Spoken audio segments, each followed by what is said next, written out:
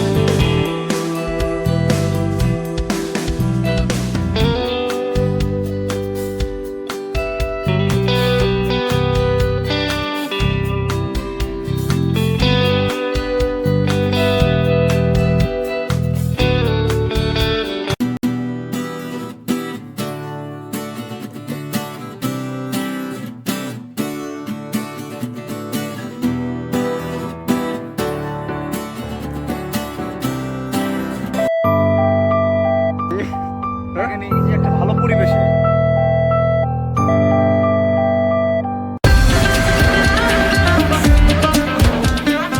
দেখাও আঁকা বাঁকা সুন্দর একটা পরিবেশ জায়গা। এখানেই মেবি উন্মোচন হয়।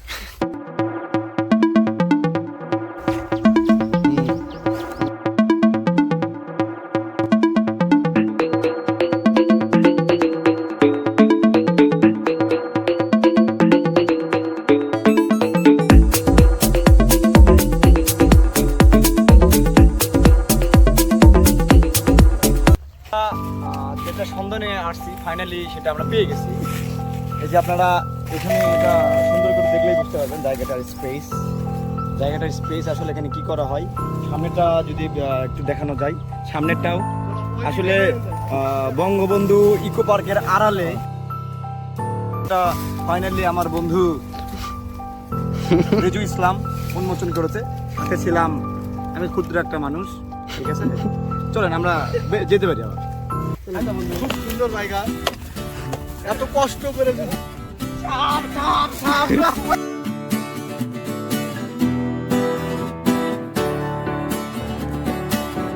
সামনে সুন্দর একটা বাঁধ আছে, অনেক খুশি হবেন। আসেন আপনাদেরকে বাঁধটা সম্পর্কে পরিচিত করে দেবো।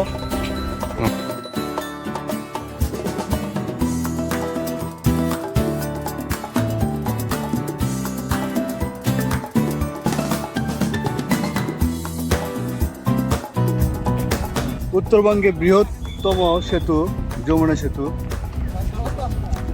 নদীতে পানি একটু কমে গেছে। যমুনা নদী বাংলাদেশের সর্ববৃহৎ একটা নদী, যে নদীতে ট্রলার জাহাজ অনেক কিছু চলাচল করে। তো আসুন দেখুন কি সুন্দর দৃশ্য। আমরা বন্ধুরা আসছি অনেকদিন পর এনজয় করতে। এত সুন্দর জায়গা আমরা এর আগে কখনো দেখিনি। দেখুন একই সাথে উপর দিয়ে চলে যাচ্ছে সড়ক পথে গাড়ি আর জলপথে ফেরি। একটা জিনিস মিস করতেছি, যদি আকাশ পথে উড়োজাহাজ থাকতো আর রেল পথে যদি রেল থাকতো।